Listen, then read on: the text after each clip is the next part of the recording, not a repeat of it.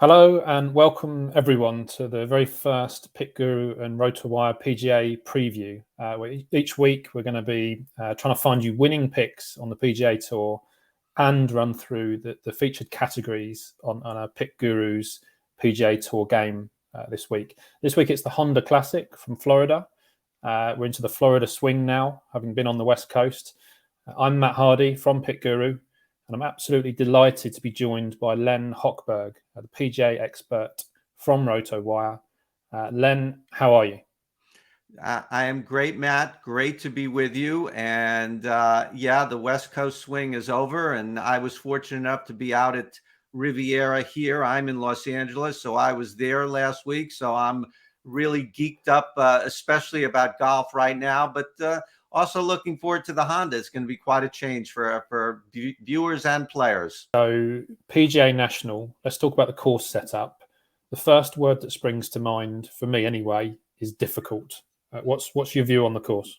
Yeah, I mean, I think difficult is a good first word. Water might be a good first word as you take a drink there. Yeah, I think that was very fitting. Yeah, I mean, this course is a hard course. I mean, we saw some hard tracks on the West Coast, Torrey Pines and Riviera. But this course is annually one of the top 5 or 6 hardest courses every year, along with the various majors. And other courses sort of peek into the list every few years. Oh, Riviera might be one of the toughest this year. But PGA National is one of the hardest every year. There's so many balls in the water, so many double bogeys. I think we really have to, change the way we think, where we want to get guys to go low. It's really quite the opposite this week, and there's a very good chance that the winner will be in single digits. Absolutely. Yeah, some courses, have 1 or 2 hazards or whatever. Around here, you've got everything. You've got water, unforgiving rough, tough bunkers, throw in, I think, very potentially windy conditions.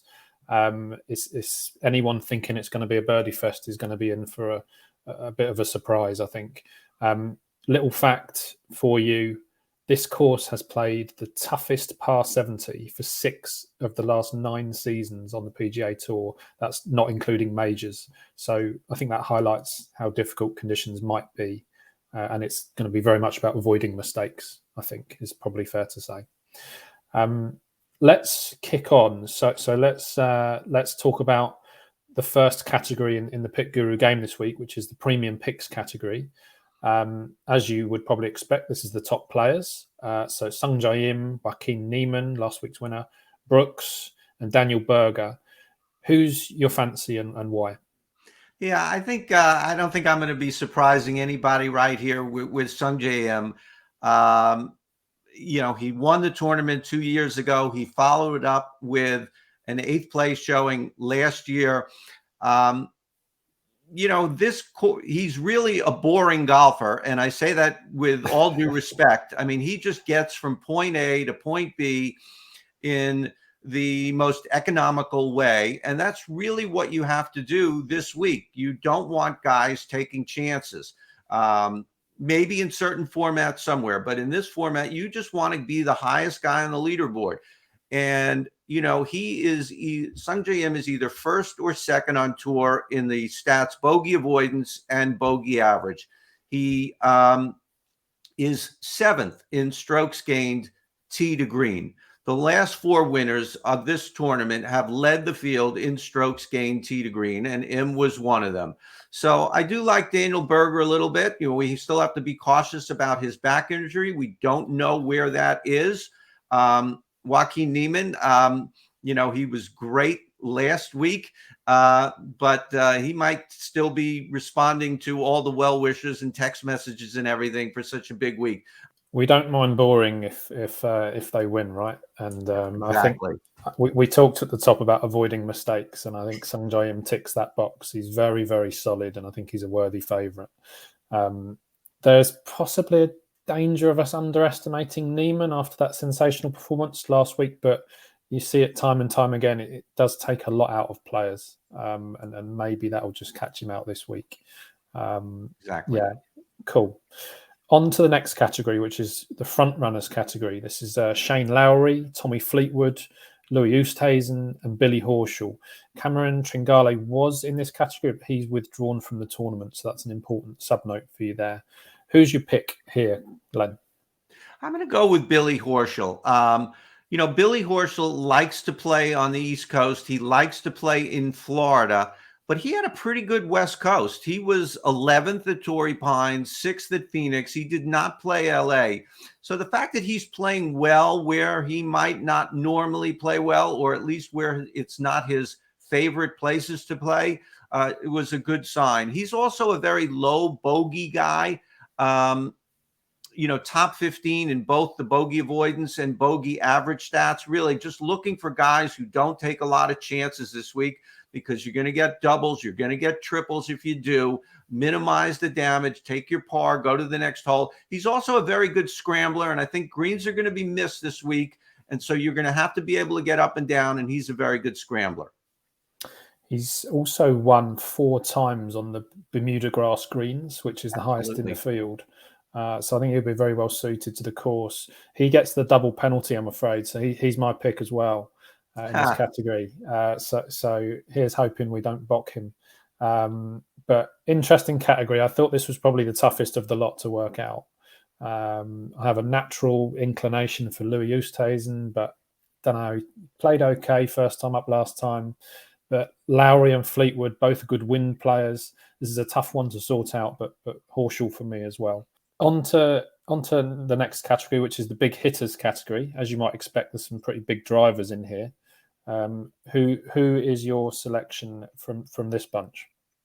Yeah, Keith Mitchell would not be the prototypical guy for this course, you would think. But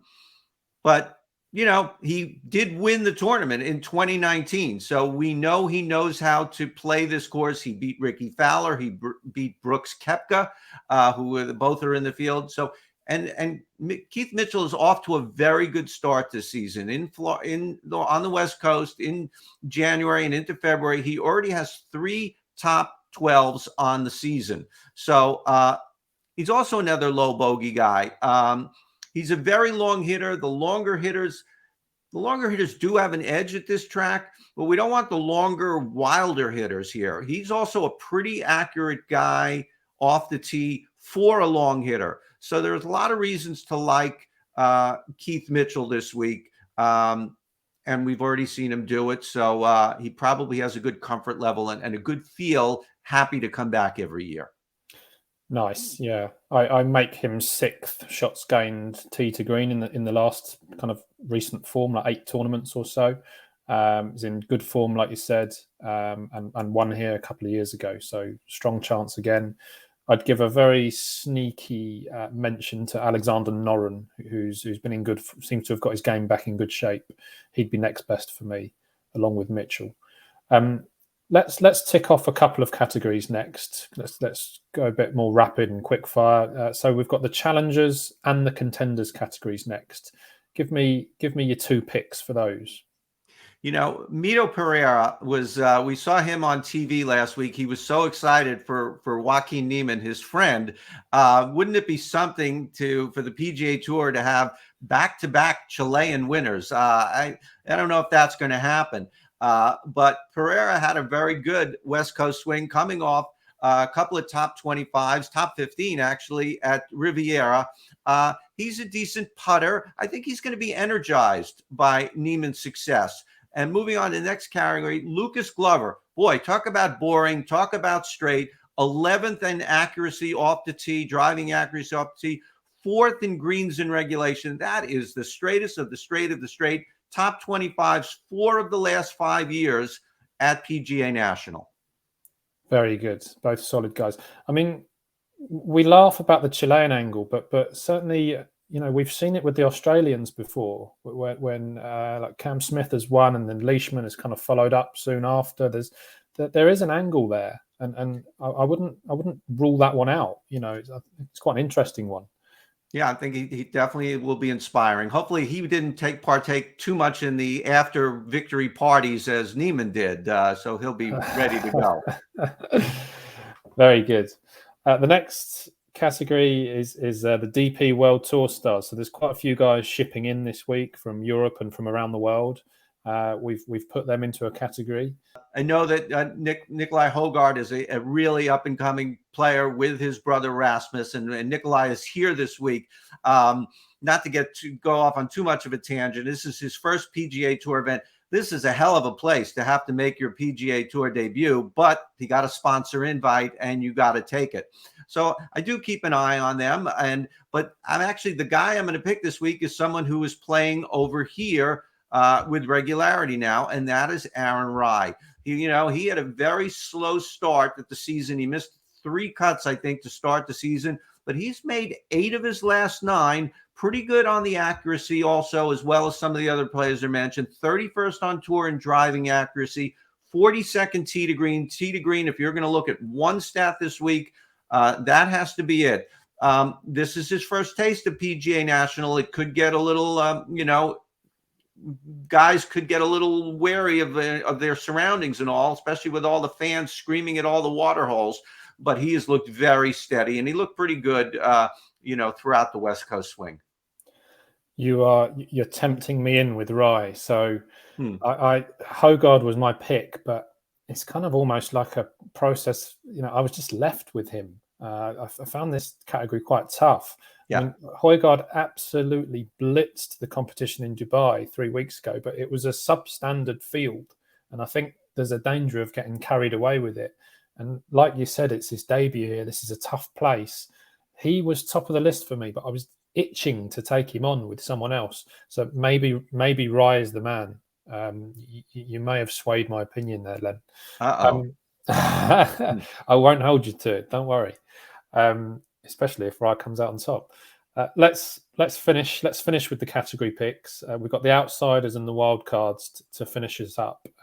Let's round off your selections. Yeah, Aaron Wise is someone at the beginning of the season I thought was going to have a really turn a corner. I mean, he's already won once before on tour. I really thought he was going to turn a corner. He did have a good fall swing. He has not been great out west, but he's 3 for 3 historically at the Honda in making the cuts, 13th last year. One of the big things that holds him back is his putting, much better putting this year. That always bodes well when guys just sort of figure out how to make up ground on the greens, especially this week. You're trying to avoid bogey, double bogey, making putts, so important. And lastly, Russell Knox. He's had a very mixed bag at this tournament. He was 2nd and 3rd way back in 2014 and 2015. So obviously can play. Has not had success recently, but really coming off a pretty good West Coast swing. He's 33rd, and 33rd the last 3 tournaments. I don't know if we can get a bet down on that, or could have. But he's really been playing well. I saw him out there at Riviera. He was striking the ball well, putting the ball well, a little bit better too. So I like him in that final category. Good stuff. I'm with Wise as well. I mean, you can analyze all the data in the world, but there's a huge factor here for me. And Wise is about 40 to 1 in the betting, and everyone else in this category is 80 to 1, 100 to 1, 150 to 1. There's a huge discrepancy between what the bookmakers, the odds makers who they think will do well, and he's an absolute standout for me in that category. The wild cards, I came up with Zach Johnson, another with 4 Bermuda Grass wins. He was 8th last year, and he comes out okay on shots gained averages the last few weeks or so. So he was for me, but I think Knox is a solid pick. Right, let's move on to the fun part. I want one pick, Len. Who's going to win the tournament? And then maybe give us a dark horse or 2 to look out for, maybe bigger odds. Yeah, I'm going to be a boring pick for a boring guy. I think, Sungjae Im, this golfer on this course, and certainly in this field, it's just everything is aligning right here. Obviously there are 144 guys in the field to pick one to win. No, far from a certainty, but he did it 2020. He was close last year. He hasn't been great You know, he hasn't been circling on the top page of the leaderboard recently, but he's been in the top 25 pretty much the whole season, just about every week. So I think Sung Jae Im is the pick to win this week. He will be popular, but if you think he's going to win, you got to go with him. And secondly, you know, I might look to Mito Pereira as a bit of a dark horse. You know, I think, you know, from what I've been seeing on Twitter back here, he's sort of a popular pick, but he is a secondary or even maybe even a tertiary pick down the betting odds board. But you know, he really is one of the best players on the tour now to not have a win. We don't see that really reflected in his world ranking yet, but he was top 15 at Riviera, top 25 at the Farmers. Those are hard tracks, so I think he can play. Good stuff. I think it's going to be Horschel for me as the main selection.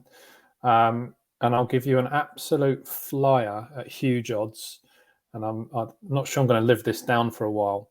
But I just got a sneaky feeling for the 2015 winner, Paul Drake Harrington. Wow. He's in deceptively good form. If you look at the shots gained data over the last few weeks, he's up there in all of the various categories. He's won here before. If the wind picks up, he's got the experience. He excels in those sorts of conditions. I think he's 150, 175 to 1, something like that. Just, you know, as a very, very sneaky outside play. So we'll see how we go. Just from the standpoint of that would be a fantastic story. I would root for that, even though I didn't pick him. So I'm rooting for you and Patrick. Cheers, Len. Thanks very much for your inputs and the very best of luck this week. Good luck to all the DFS players out there. Be sure to check out pickguru.co.uk. We've got plenty of golf content and previews on there. Like this video, please subscribe, and the very best of luck for this week. Goodbye.